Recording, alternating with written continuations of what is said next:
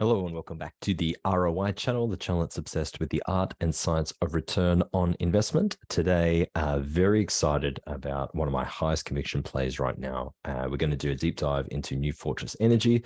The video will be an overview, and then I'll also have an accompanying article on Substack, which I will make freely available for you to view. Given that this is an eToro holding, it'll be available in my publicly accessible portfolio. So there we go. Let's take a look. Disclaimer, of course, nothing I say here or ever is to be considered advice. I'm not a financial advisor. None of this is advice. It's just me documenting my thoughts, putting them out into the world, hopefully in a coherent and cohesive fashion. But please don't make decisions based on anything that I say. Go and see the appropriate financial advisor for you. If you enjoy the content, please do like and subscribe to the channel. Leave me a comment, and yeah, by all means, check out the link in the below description to check out the portfolio on eToro. You can add to a watch list just to keep track, see what I've got in the portfolio, and if you've got funds and you just want to copy the portfolio, obviously you can do that too. On Twitter at the ROI channel, if you want to hit me up, like a few wonderful people have done in the past. So this came across my radar. Good buddy James McKay comes across some winners, I have to say. So he brought this onto my radar, and I thought, wow, this is very interesting. I want to do a deep dive, and so I'm continuing to look deeper and deeper into this thesis. And the more I look, the more that I like it. Wow, I mean, I don't know what else you want me to say. Here's a one-pager on the company. So price action, 63 is a 52 high. We're just bouncing off the yearly low at $25. Market cap, 5.5 bill, and enterprise value, 11.5 bill. So a bit of debt load on the company. Return on equity, 21.7%, already very good, and that is set to massively increase. This is a catalyst story. I'm going to talk about that throughout the video and what that means. I think the market is sleeping on it. I don't think they really understand or have been lazy in their valuation of the business. High, look at that, double-digit expected growth rates for revenue, EBITDA, and earnings. And I think that might even be a tad understated. This is like a tech stock growth rate for a massive infrastructure company that is selling something of use and critical energy. So we're going to talk about that. Having said that, let's keep rolling on. What is the thesis? What's the company? What's the thesis in back of an envelope? In a nutshell. So in my opinion, it's more of an infrastructure company. Very interestingly, they sell fully integrated solutions from processing gas, liquefying natural gas, putting it on tankers, which they own, and helping with conversion of the local facility. So they basically have this one-stop shop, and they build it in a city or in a particular location that could use gas power and needs the infrastructure. They're mainly in Latin America. I think they've got 5 main outlets there, but they have a couple in the US and one in Europe. I believe they're counting that as the Irish one that's coming online. It's the only facility of its type in the entire country of Ireland. So super interesting. Very large asset base. Okay, so you've got about 5 billion on the balance sheet in terms of their plant, property, and equipment for the market cap of about 5.5 billion. So the market cap at the moment is basically getting you it's buying the equipment value without any further consideration as to the potential revenues or cash flows that this company can produce. However, they do have some debt on that balance sheet, as you saw represented by the enterprise value being quite a bit higher. Why now? What's going on with this sucker? So the inflection point, as I see it, is the company has spent a heap over the last year, heaps and heaps and heaps of CapEx to build these facilities up and all their fully integrated processes. It's not easy to do. They've spent a lot of CapEx. 3.2 billion of infrastructure is now no longer needed because it's built, right? And so that is coming offline at the same time that their capacity to generate revenues is increasing. So instead of spending all that money on the CapEx, they will no longer need to do that to anywhere near the same degree, at the same time that their capacity to process, gas flow throughs is going to significantly increase. And I believe that gas prices are more likely to rise over the next few years than where they currently are, having fallen off a cliff based on last year's sort of gas squeeze. And then you had the cliff dive after that. So management are aligned. This is actually my favorite, one to two in terms of my top two favorite things about this particular company. And that is that the management own a hell of a lot of the company. And this is where if you're relying on an operational outcome to be executed and executed well, you need that management to be aligned. This is where I have been burnt in the past by cheap asset plays, but the management just treat them as their own, the companies as their own lifestyle companies. And so they dilute you to hell. This management is not incentivized to do that at all. So I really like it. So we've got the upside kicker on gas prices as well. I've moved this slide up. Normally I'll leave it a bit later, but if we look at the CEO here, he owns 23, call it a quarter of the entire shares. Okay. That is a decent chunk of change he's holding there. Okay. 1.3 bill, if I'm reading that correctly. And so obviously when the CEO owns so much of the company and it's 98% of his listed portfolio, he has every incentive in the world to execute on these operations. And so I really, really like that. He apparently is very aligned with my aims as an investor. And then if you look at the next guy down, individual investor, again, owning over 10% of the company, 12%. That to me is extremely, extremely important. Lynn Eddins down here, another 12%. So management owns a huge amount, or individuals own a huge amount of the float. This has been taken from the earnings call, the transcript, and I've just highlighted some of the key points. So these key operational updates, they've taken a long time, or they've taken a while to build because that's the nature of these projects, and they're just starting to come on over the next 30 to 90 days. I think it's a real winner. So Brazil, they've got 2 large terminals coming online. You know what I think about Brazil. Increasing capacity of throughput by 35%. Wow. Huge addressable market. And their first entry into it, they're coming online in the next few weeks. So huge catalyst. Expect that EBITDA and earnings to go through the roof there.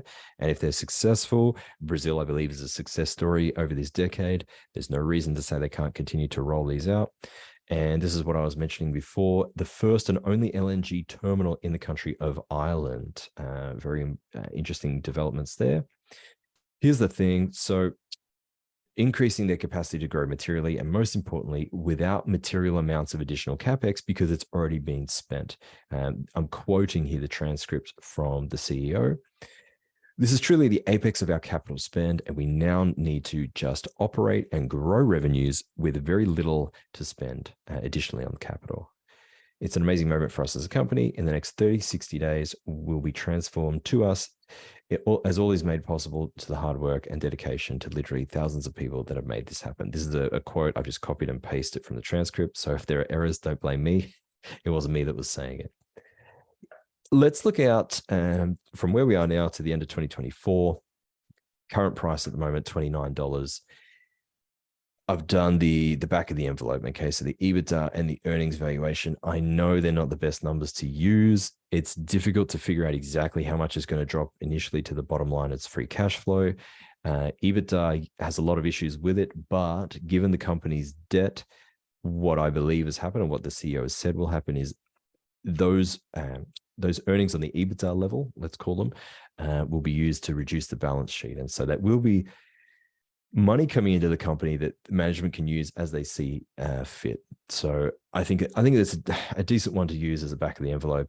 Earnings, I know, is further down the income statement and takes into account write-downs and so on and so forth, but it's one that the market uses. And so that's something that needs to be factored in, because eventually in a public and liquid market, what the rest of the market thinks does matter in the event that you need to make an exchange one way or the other. So mean valuation. So what sort of multiples will this business attract? So think about the infrastructure of this business. How easy is it to replicate an LNG plant, let alone the processing and then the tankers and all the rest of it?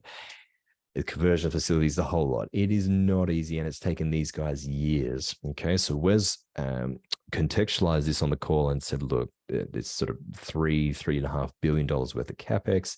That's enough to build, I believe, 5 or 6 of the Milwaukee stadiums that they have built. So that gives you kind of a visual image in terms of just how difficult it is to put something like this together.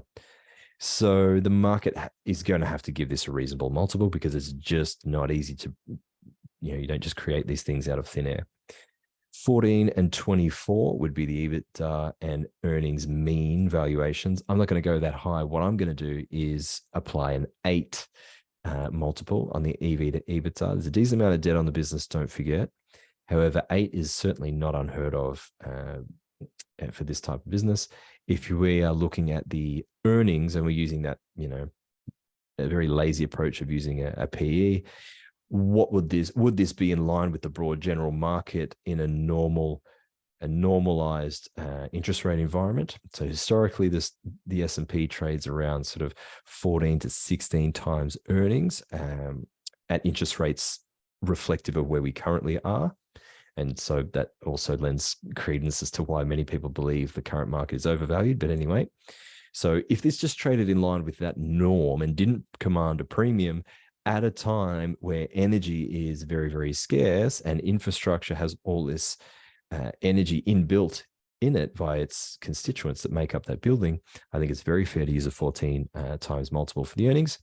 And so we get these suggested price targets, equally weight them as an average, and it's suggesting $84 as a target price if you believe these particular numbers will eventuate. Here's some things I want to point out. So if we look at the growth rates on the top line and high up the income statement here, it's just phenomenal growth rate, all set with basically nothing left to spend in terms of growing these businesses to achieve this growth. All they need to do is maintain their infrastructure.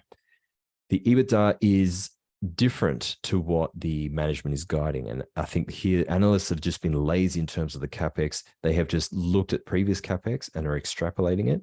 But if you look, and I will put pictures of this in the article, if you look at what management is saying, their CapEx has been spent, it's going to drop by over $1 billion. And so I think people are just not really understanding that. Instead of being 2 billion expected for 2024, management are guiding more like 2.6, which is obviously a decent discrepancy. So if I fiddle with the numbers a bit and I dig in a little bit deeper, that's what I've done. So I've accounted for that change of CapEx expected next year. And so I think something like this would probably look a little more appropriate. My tax rate, I'm using the effective tax rate, not the marginal tax rate, which is again, something you see analysts do. They get a bit lazy and just use whatever the marginal corporate rate is in the jurisdiction of where the company is incorporated.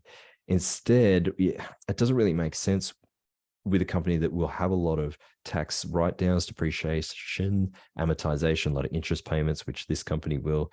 So I've looked at its previous effective tax rates, and I've been a little bit conservative, given it a buffer. I'm using 16, discounted at 14%, weighted average, working average cost of capital, with a little equity premium in there. I think that's decent for this environment.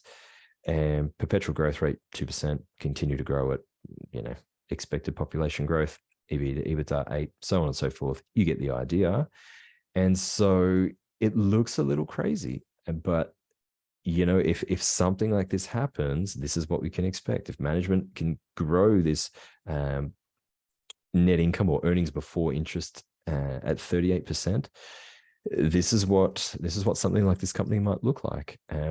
It will be more lumpy than this, obviously. What I've done in terms of changes in net working capital, I've got an average over the last 5 years, and I've extrapolated that. That's why it looks so flat. In reality, it won't look so flat. There'll be a lot of fluctuations and variations in between, but there's no way for me to calculate that or forecast that in advance.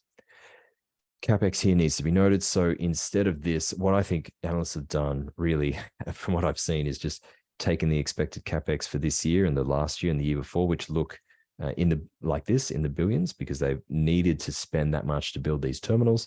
It's not going to be there next year. Management is saying that. And so when you actually look at what is expected from the corporate presentations. Hopefully that's going to be accurate representation.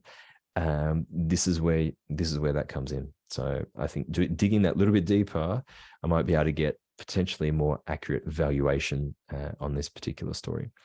So anyway, I'm getting excited. There's a potential upside, according to this at least, 292% over the next 4 to 5 years, an IRR of around 48%, which would be phenomenal. If I take a different approach and I say, okay, let's look at more of the cash flow side of things over a longer growth period. So I'll need to adjust my expectations. This is what that would look like. If you're new to the channel, what I do is I do this for the base case, for EBITDA, for free cash flow, and for earnings, and then I do an equally weighted average. And this is what I come up with. So I come up with this equally weighted average, the probability of the base, the bull, and the bear. And so I've given a 30% probability to the bearish case, which I think is way too conservative. And I'm also giving a 3 multiple. So, I mean, come on, this is very, very, very, very conservative. If I use a discount rate of 14% again, it's suggesting the average of these 3 valuation metrics is suggesting the company's val at around $71. And if I go into the next slide, where I've used a 20% discount rate, what I'm wanting to do with the eToro portfolio is do a long-term compounding value portfolio that compounds at about 20% per year, hence the 20% discount rate, just to give me a gauge. And what I come up with is it drops the valuation down, obviously, with the higher discount rate to $49.58. 2/3 margin of safety, the old Buffett Munger rule, and suggests that I can, if I want to get a 20% expected return compounding over time, then I can pay no more than $32.72 to have a big margin of safety. Okay. So just is just starting to look better and better the more that I look at it. If we look at price action, it's fluctuated quite a bit. We've dropped below the 200-day moving average, and the technical guys say that that's bearish. But once we get above the 200-day moving average, the thing tends to take off. I would expect, given some of the news coming out with these terminals expected to be completed over the next 1 to 2 months, that might be the catalyst to tip us above that $34. And yeah, I think if that happens, I'm off to the races. Anyway, looking at gas futures, the gas prices obviously have taken a massive hit, only because of where they were with Europe's gas crisis last year, leading to the TTF, the Dutch futures, just getting to ridiculously high prices. So it's not difficult to understand that there's or appreciate a lull since then. And if you view my interview with Fergus Cullen, a trader Ferg, we spoke about, okay, gas terminals in Europe have probably been refueled, but in terms of infrastructure, the situation looks worse than it ever did. But they don't have access to gas coming into the country via their old pipelines, and what's going to happen with that, I think, who knows? Maybe global gas prices start to converge a little more because you got this big arbitrage of European gas prices being super expensive. Somewhere along the line, who knows? Maybe New Fortress will be able to tap in and do even better with that arbitrage available. So I'm long the stock, in case you hadn't figured it out. It's not a suggestion. It's just what I'm doing. It's my opinion. I own about 5% of assets under management allocated at the moment to this particular stock in this fund, and I'll bring it up to 7.5%. I expect over the next few weeks, I'll be scaling in with that last 2.5%. And then in my private portfolios, I own quite a little bit more than that. So that's me. And it's got strong asset base. The market cap is basically the price of the plant and equipment, albeit there's some debt attached. That should not be an issue now, given that they don't need to spend any more CapEx. All that money, that $1.5 billion a year that was being spent on CapEx, all else being equal, could just be taken off the balance sheet, and in 3 to 4 years, it could be a debt-free company, and they'll be gushing billions and billions of dollars in free cash flow, while you can buy the company, or I can buy the company today at $5 billion. So you get a free business plus you get the equipment plus a free business. Catalyst, CapEx minus free cash flow conversion, which we spoke about. It's also a call on the natural gas prices. Should we get a massive blow off top in gas prices? I think demands for the company's services could do rather well. It's a fully integrated, high return on equity company. If you look out into estimates of the next 2 to 3 years, the return on equity is 50, 60, 70%, albeit that is affected by the debt load. But it's a high return on invested capital business. If, like I have the opportunity now to come in after the previous investors have spent so much on CapEx. So I'm very, very happy. Management's aligned. What more can I say? I'd like to know your opinion. Put your comments in the comments section. Big shout out to my buddy James. Thank you. This looks like another one of your very good ideas. And I'll catch up with you guys in another video shortly. Take care and God bless.